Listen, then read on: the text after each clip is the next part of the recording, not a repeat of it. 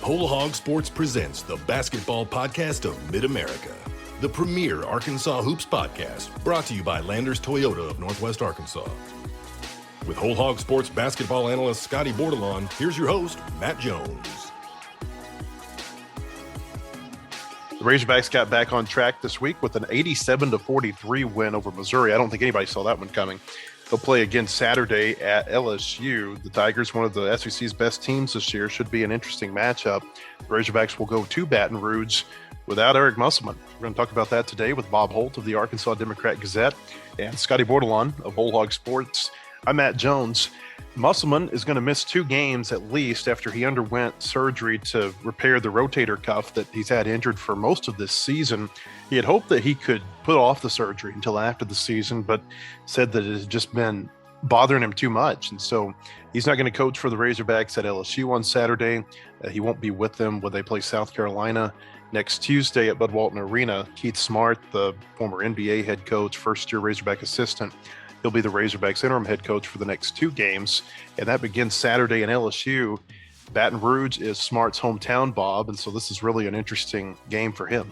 We talked about that yesterday, and it was going to be a big game anyway, just him going back to his hometown to coach, because obviously, when he was in the NBA, they'd play in New Orleans a couple times a year, I guess, and family would come there, but it was going to be a big game for him personally anyway. Now it's even bigger that he's serving as the head coach. It's a kind of a cool storyline.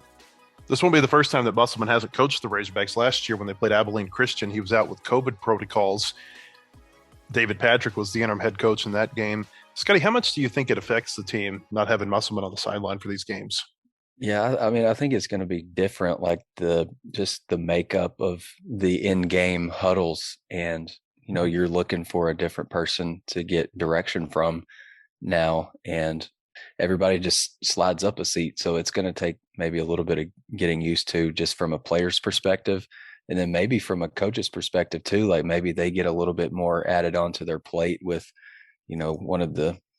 your head coach down, and obviously there's one less staff member.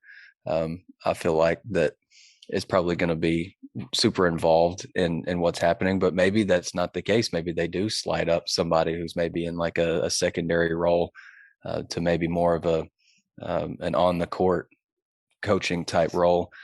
That's going to be unique, I think, just because maybe there's a different coach on the sideline holding up the play card for, like they're running their, after free throw break on offense, and they're going to be looking for a different coach. And so that could be different.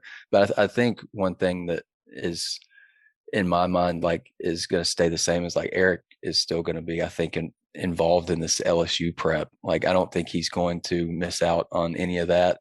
It's not like he's in the hospital still recovering. Like, he's going to have to stay a week because of this surgery. Like, I think Richard Davenport put on our message board yesterday that Eric was prepping for LSU yesterday afternoon. So it doesn't really sound like a whole lot has changed from that perspective, but I think he's still going to be very involved, and he's going to have input, but at the same time, he's going to kind of let Keith and the rest of the guys on his staff kind of handle things in game on game day, because he really trusts them, or otherwise he wouldn't have brought them on board.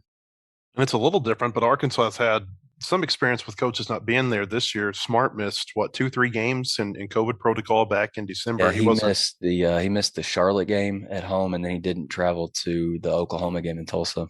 And that game was when Musselman got ejected, and they ended up with, I guess, 2 assistant coaches on the bench for the final 4 or 5 minutes of that one. Let's talk about the Missouri game. 44-point margin of victory. That's the second largest margin of victory Arkansas has ever had in an SEC game. Now, they've had some other games when they were in the Southwest Conference way, way long ago, when they had some lopsided scores. For instance, their biggest conference win ever was 66 points over Baylor, I think, in 1945. Certainly a different era of basketball. I did not see this performance against Missouri coming. I haven't been impressed with Missouri this year. I think they're very up and down.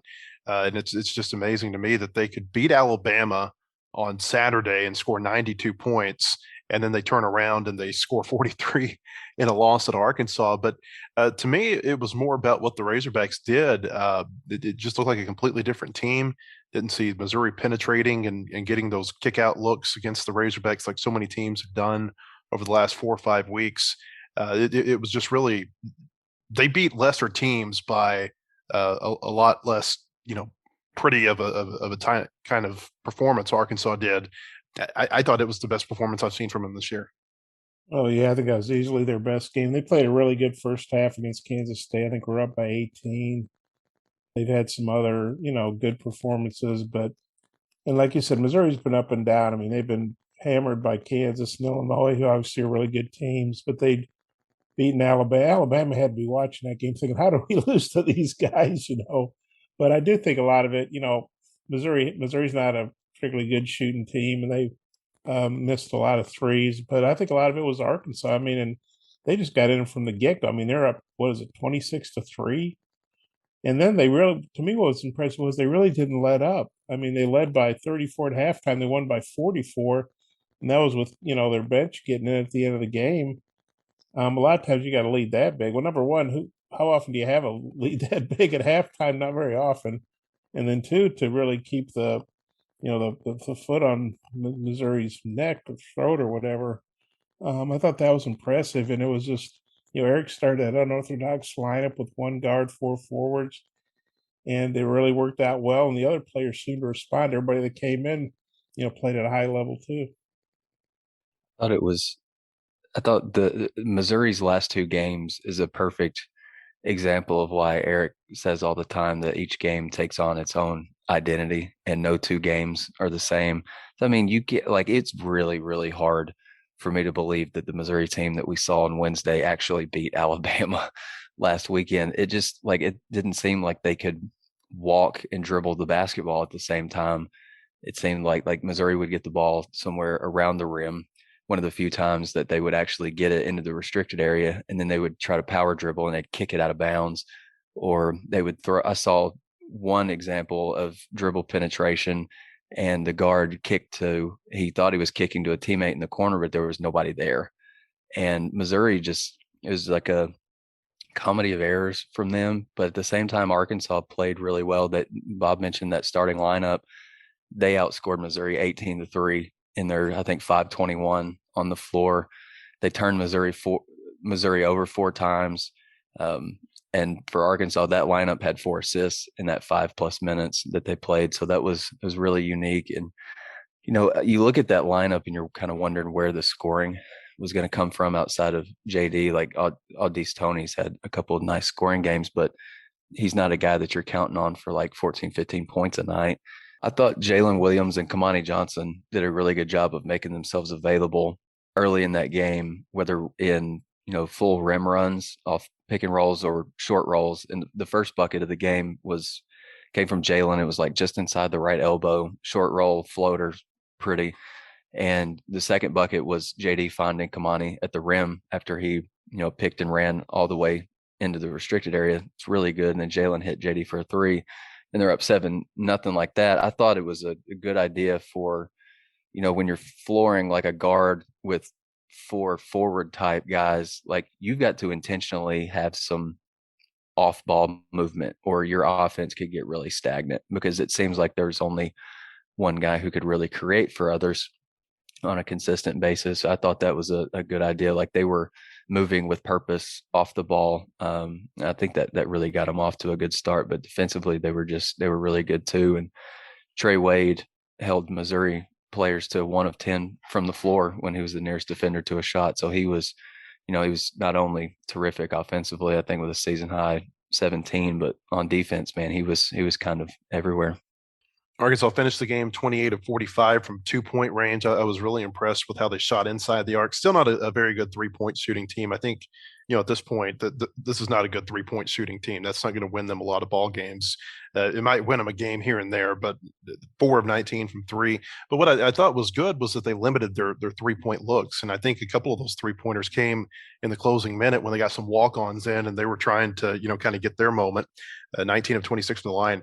Scotty mentioned defensively, Missouri 29% shooting. They were 2 of 16 from three. And Arkansas turned Missouri over 23 times and converted that into 26 points. Mentioned Trey Wade, probably the best game that he's had this year, or at least one of the best, 17 points. Note scored 19. Jalen Williams had his second consecutive double-double, 13 points, 10 rebounds. Devontae Davis, Devo Davis, 15 points, one of the better games that we've seen from him this season.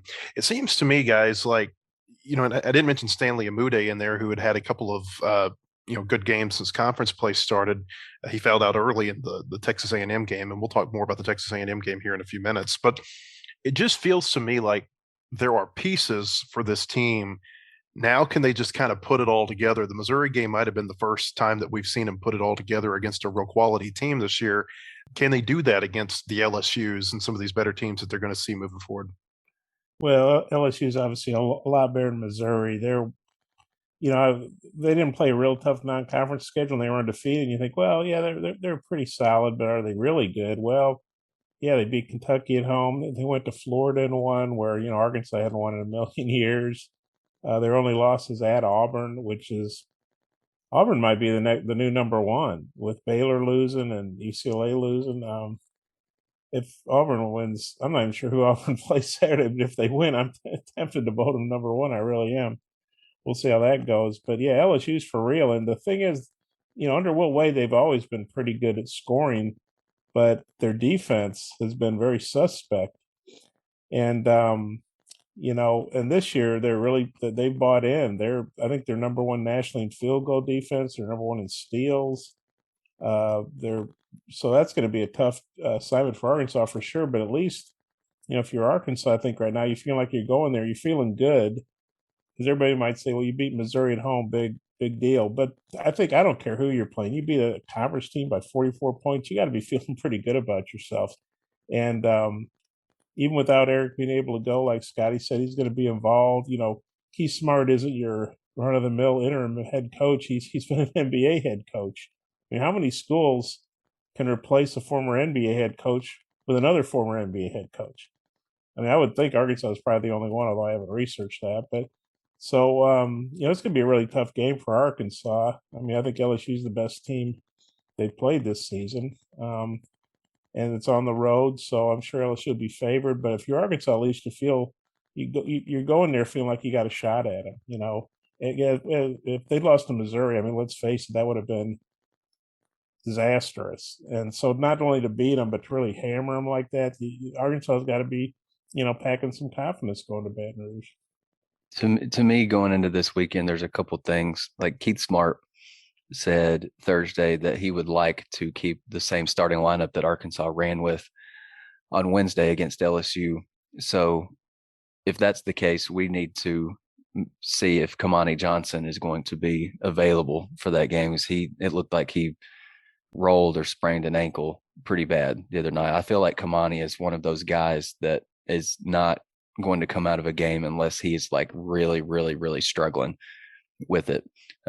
He actually said that earlier in the year because I believe he had a wrist or a hand injury. He had a cast on it, I believe, earlier in the season, and he ended up having to get a cast on it because he tried to keep playing through that injury. The other thing is, like, if he's able to go, I think we've seen a couple of games that Kamani and Trey Wade have made a big difference. At the same time, those two games were against Elon and Missouri.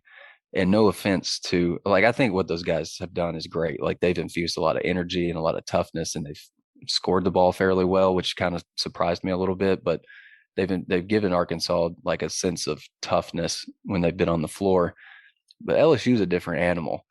Like, I don't think that, like, Elon's not a very good team. Missouri clearly doesn't know who it is after a 2-game stretch like that, like they just had. But LSU's, they've got one of the guys that I was just looking at, Ken Palm, Tari Eason. He's one of the best not only big men in the country, but one of the best players in the country. I think he's in the top 10 of the Ken Pom Player of the Year rankings right now. That's different than going against Kobe Brown at Missouri. I'm going to be curious to see if Kamani is healthy, if he can still, him and Trey can still have the same impact against a team that is much more talented, much more athletically gifted than a couple of the teams that they've made huge impacts against earlier in the year. And also Xavier Pinson, the former Missouri guard, he's had a real good season for LSU. He missed their win at Florida with a knee injury. So he's probably had some of his Missouri guys text him saying, "Hey man, you got to get Arkansas back for us or something." I wouldn't be surprised. So, and LSU had foul trouble the other night too. That was a really good win for them at Florida. It's always good to win at Florida if you can get one, whoever you are. But they did it with some guys in foul trouble and without Pinson, and so LSU's got some depth too. Pinson, I think, has averaged like 17 a game against Arkansas in his career. I think he did that at Missouri. So this might be a game that he's kind of licking his chops for. He's like one of those players that you see him every year and you wonder how many years of eligibility does this guy have. Yeah, there's. I'm sure people have thought that about some Arkansas players in the past too. Auburn, by the way, Bob, plays Ole Miss on Saturday. Probably a win for the Tigers. So I'd say a pretty safe bet that they're going to be number one in your poll. LSU comes into this game 14-1. The only loss they have is at Auburn. It was 70-55 on December 29th. And you look at the SEC schedule they played. It's really good. It's at Auburn. They beat Kentucky at the PMAC on January 4th. They beat Tennessee at home. Beat Florida and Gainesville the other night. You compare that SEC schedule to what Arkansas has played, and there's really no comparison. A&M kind of surprisingly is one of two undefeated teams left in league play, but they really haven't played what we think is a real strong team. They're 14-2. That's nothing to sneeze at, but they've still got the meat of their schedule coming up. This is a really impressive LSU team, and it'll be interesting to see how the first several minutes of this game go. Arkansas's kind of had this tendency to start slow. They're not going to have Musselman there. And then I really think that it's telling that LSU's played such a difficult SEC schedule to this point, and Arkansas hasn't seen a team like LSU. I mean, LSU's always good on offense, but defense, they're playing defense at an extremely high level, and for whatever reason, Will Wade's gotten these guys to buy in, and they've got some familiar faces like Darius Days. He's been a thorn in Arkansas' side in a lot of games. So the game in Fayetteville last year, he didn't shoot very well for whatever reason. And of course, we got to remember the last time Arkansas went to Baton Rouge, they were down. It was kind of like what Arkansas did to Missouri. I think LSU was ahead by 31 in the first half. Now they didn't win by 44. I think they won by 25 or 26. But now not all a lot of these newcomers obviously were not involved in that game. But Devo Davis was on that team, Jalen Williams, JD Notae. So it's a new year, a lot of new players, new coach in Arkansas's case, but still. Although those players that went through that, I'm sure remember that and will be out for some revenge. They're probably telling their teammates, "Hey, this is what happened to us last year. We can't let that happen again." Something that I think is interesting is that, I mentioned that Keith Smart said he wants to keep running with that same lineup. I'm wondering if they should, or if you should maybe bring a guy like Kamani or Trey off the bench and put another guard in there. I mean, they're the number one defensive efficiency rating. They've got the number one defensive efficiency rating in the country. And they are in the top 11 in 3-point defense, 2-point defense, block percentage, and steal percentage. They lead the country in steal percentage. And so I'm not exactly sure if Arkansas should put 4 forward types around one guard against a team that just feasts on opponents' turnovers. Maybe you do, and I kind of thought at the beginning of the Missouri game that Missouri was a little bit thrown off by that lineup because they didn't know exactly how to defend it. They didn't know exactly how to match up. So you're going to Eric basically put Quanzo Martin in a position like he's going to have to put his 2 guard potentially against a 4. And that's not a great matchup, but I think it's interesting. I think you could go either way. I just think that, ball security has been such an issue for Arkansas and its losses. And on the road to get a win, I think you're really going to have to value every possession, get a shot up. And so maybe you might need to floor more than one guard, even though those other guys bring a lot of toughness. And I think that's probably your best rebounding group by far. The Basketball Podcast of Mid-America is brought to you by Landers Toyota of Northwest Arkansas. Visit them at their location at 411 South Metro Parkway in Rogers or online at landerstoyotanwa.com. For all your automotive needs, shop Landers Toyota NWA in Rogers, where we guarantee you the best buying experience and best service after the sale in Arkansas. Landers Toyota NWA in Rogers. WholeHogSports.com has the largest, most experienced staff of reporters covering sports in Arkansas. Football, basketball, baseball, recruiting, and more. You'll find it at WholeHogSports.com. The website includes up-to-minute news, daily commentaries, and award-winning photography from the staffs of Hogs Illustrated and the Democrat Gazette. For subscriptions, call 1-800-757-6277. That's 1-800-757-6277. Or visit us online today. WholeHogSports.com. Want more coverage of your home team? Download the Whole Hog Sports Video on Demand app. Check out the Fan Zone and get up-to-the-minute videos, podcasts, and features on football, basketball, baseball, recruiting, and more. Search for Whole Hog Sports on Apple TV, Roku, and Amazon Fire at home. And take it with you on the go by downloading it for your mobile device in your app store. The Whole Hog Sports Video on Demand app. Get it today.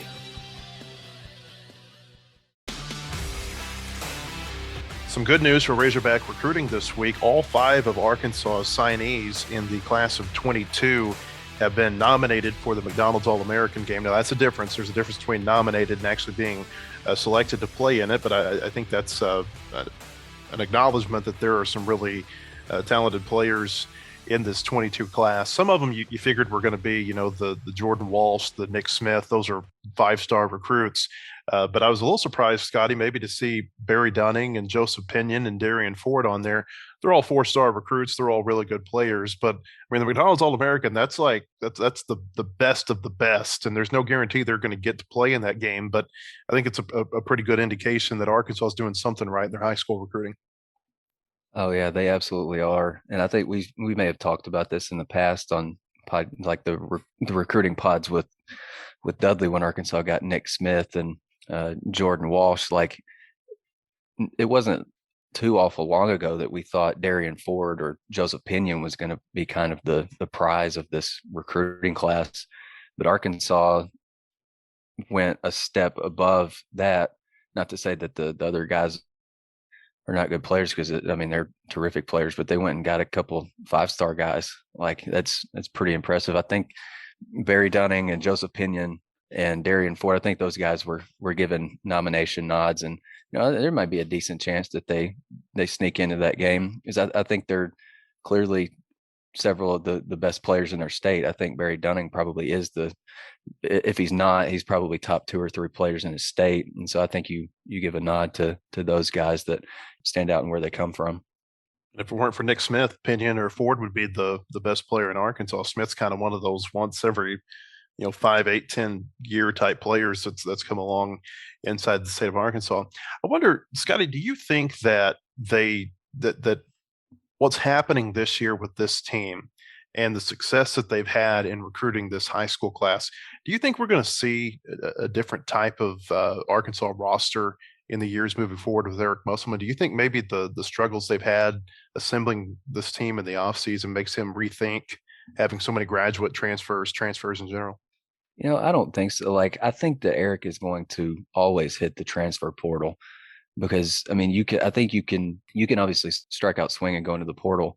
He's done that a couple of times with a Vance Jackson or a Gene Silla, but he's also struck gold with Jalen Tate and Justin Smith.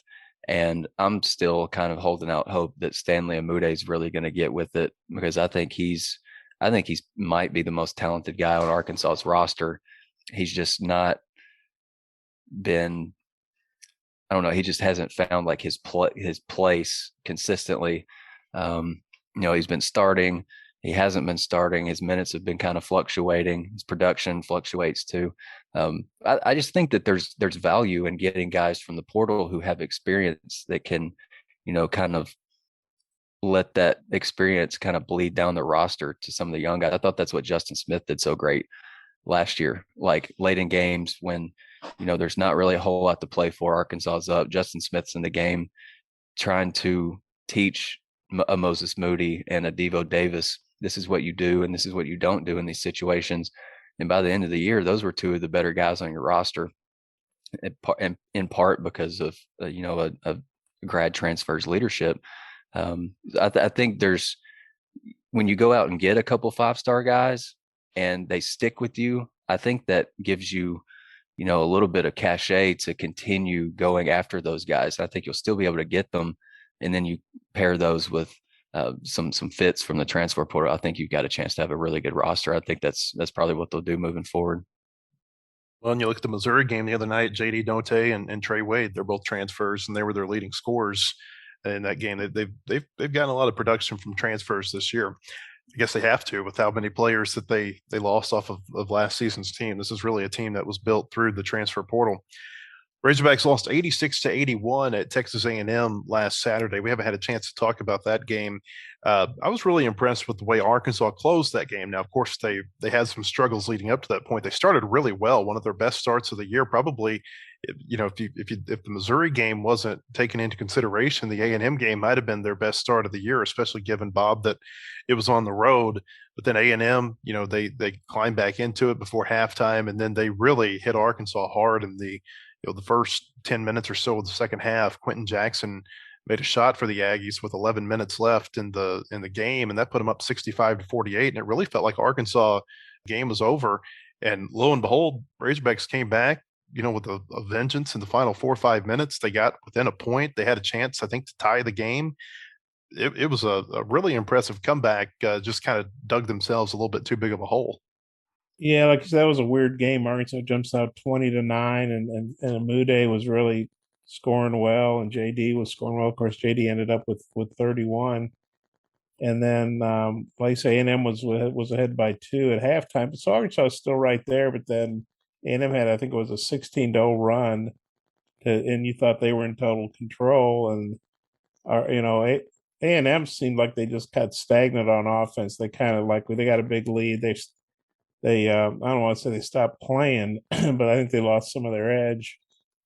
And maybe Arkansas started feeling like, well, we got nothing to lose, so they just were playing kind of loose and free. And but ultimately, A&M was able. They got a big 3 from, I think it was Jackson, with about 34 seconds left, and that was a real tough deal for Arkansas. And then A&M hit some free throws late, including, it was weird. Buzz Williams put in Hassan Diarra, I think is how you say his name, 55% free throw shooter. Hadn't played in the whole. I think he played 3 minutes in the first half. Hadn't played in the second half. He puts him in. Guy hits 2 free throws. Second one bounces way off the rim and bounces down. And Buzz takes him out, and they hug it out. And he helped ice that game. And but what really killed Arkansas in that game was 18 turnovers, season high 18 turnovers, and they just, and some of them were not forced. Really, it was more on Arkansas. But it was a good sign that they didn't give up. I mean, they're down by 17. They're not playing very well. They're on the road. They could have packed it in, honestly, and so that was a good sign. They kept playing hard. They gave themselves a chance, and so maybe that helped lead to what they did against Missouri. The fact that they that showed you Eric and that staff had not lost the team. They were still playing hard, even though it was such a rough, unexpected start for them in conference play. Yeah, that was the second game where they had come back from a big deficit like that. Vanderbilt, the same thing or a similar thing had happened against Vanderbilt. Felt like they were out of the game, and then all of a sudden they had a chance to tie it or take the lead at the end. I thought one of the big things that happened against A&M was that Stanley Amude fouled out with 13:45 to play. It felt a little bit like the Baylor game in the Elite Eight last year. Scotty, remember J.D. Note? Didn't he foul out with several minutes left in that game? And it was just one of those deals where you felt like you had to have him on the court to have a chance to come back into the game, but he was in foul trouble, and it just didn't work out for him. Yeah, it was crazy. I guess I didn't realize that he had 2 fouls in the first half, and then he played maybe 5 or 6 minutes in the second half and picked up 3 fouls. It doesn't seem like a thing Stanley would do, but I guess just little bit of frustration maybe mixed in there. I mean, he was having a nice game. I mean, in the first half, it was him and JD were basically, those are the two guys carrying the bulk of the offensive load. He had 10 points, I think, in the first half. He was hitting shots that, he's been accustomed to knocking down in the past, and you could see he was playing with a lot of confidence and a bounce in his step. And then all of a sudden he's not part of the equation anymore. I thought Kamani came in and gave Arkansas some great energy. And late in the game, right before Chris Likes got hurt, chasing down that loose ball in the lane that JD, I think he ended up getting free throws out of. JD pokes the ball away from a A&M defender, and Kamani comes running from half court, dives after the ball like that famous picture of Pete Rose diving into third base. That's kind of what it reminded me of. He's just so all out, and I think guys they really love seeing that kind of energy, because I feel it's pretty rare that guys play with that much edge and that much intensity in the game. Some guys just kind of float through the game and just go through the motions. But Connie is just kind of like bull in a china shop type guy that he really brings a lot. And so I hope hopefully he can play this weekend and give them, some more of that physicality. But yeah, I think if they can get Stan going back again, I think that would be a big deal. I think him getting benched more or less the other night in favor of Kamani and Trey might have woken him up a little bit, because when he did get on the floor, he was really good defensively. I had Missouri players 1 of 7 shooting against him the other night, and I think he had 3 blocks. Played vertical really well around the rim. I thought that's something he's done pretty well all year, but that was pretty impressive. Even though he had a so-so night offensively. Yeah, I thought Kamani's energy, and I should have mentioned it before, that had a lot to do with that comeback. I think he had 7 points, 8 boards, hit his only shot, and he had 5 or 6 free throws. He's not a bad free throw shooter, and he draws fouls. So that got earned Kamani the start against Missouri. And yeah, he's just a hustle guy. He's an energy guy. He sat out last year. He had the red shirt. That was before they changed the rules where he could transfer and be immediately eligible. I guess the one-time waiver, whatever they call it. So he's a guy, we talked to him before the season. He was really anxious to play. And then he got suspended for the Mississippi State game. So he's kind of had his ups and downs. He posted what seemed like a pretty heartfelt apology on Twitter. He just seems like if he's healthy, I think that would be big for Arkansas. Not that he's going to score 20 points or something, but I just think he just brings a lot of energy that, especially on the road, you've got to kind of create your own energy. The crowds in Walton Arena haven't been huge considering they're all sold out, but the fans, they've been okay. That was a pretty good crowd the other night for an 8 p.m. start with, Arkansas struggling, Missouri coming in. It's like you're playing Kentucky. And I think the fans that have been there, they've energized the team, but obviously you're not going to have that on the road.